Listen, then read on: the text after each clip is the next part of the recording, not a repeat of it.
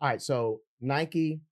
Now, during this time at, would say Converse and Nike, at what point does coach say, "All right, I'm done with coaching"? Is that at Converse, Nike, or he's still coaching at this Yeah. time? So he went from coaching at Vanderbilt Okay. to I was with Converse to the athletics director at Kentucky. I'm still with Converse. And so it wasn't until '96 that I transitioned to Nike.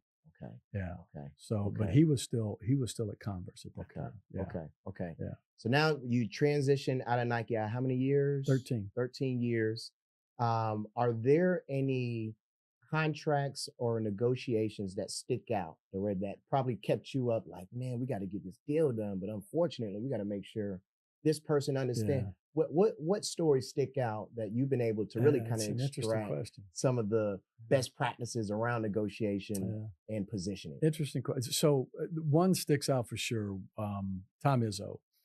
Izzo was at Michigan State. Tom Crean was his assistant coach. Went on to coach at Marquette. Coach Dwayne Wade at Marquette. Tom and I were good friends.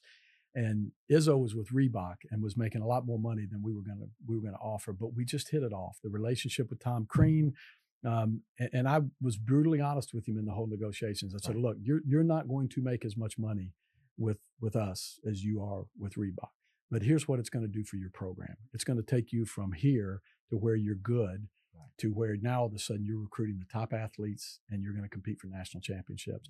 They won a national championship in 1999 wearing Reeboks. They had signed with Nike right after that. And I was the guy, because of the relationship, I was the guy that was at their after party, not the Reebok guy. It was me, man. Yeah. But that showed me how important relationships were, that Right. it wasn't Right. just about the bottom line, the dollar. Right. The other incident I probably shouldn't say this, but I hope the other one that sticks out is, so I'm just with Nike. I'm just doing the college basketball stuff. I get this a labor attorney from Washington, D.C. calls me. Okay. And he says, big shot, right? He comes in, he wants to meet me. So he comes into Lexington, Kentucky. I'm living in Lexington at the time.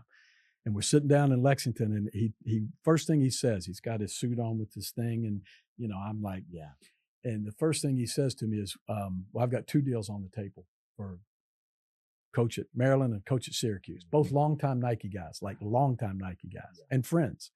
And he goes, if you don't do this, this, and this, I'm taking this one to LA Gear and I'm taking this one to Adidas. Oh, okay. Well, the minute he said this, he put them both in breach of contract. And I knew this because in their contract, we have right of first negotiations. Yeah. So he's got both of them now in breach of contracts. Right. Plus, I know the guys and I know this is BS. He's not doing this. Right. So I just played dumb. Man. Yeah. I'm just kind of sitting there listening. And I'm like, oh man, you can't.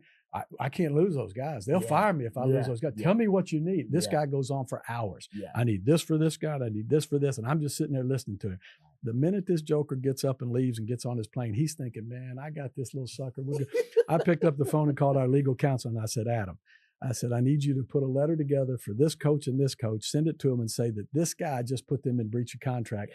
Do they really want to?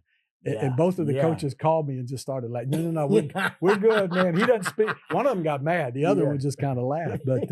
But again, sometimes when you listen more than you talk, right.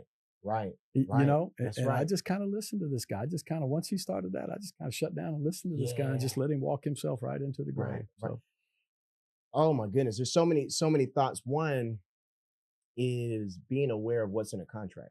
absolutely.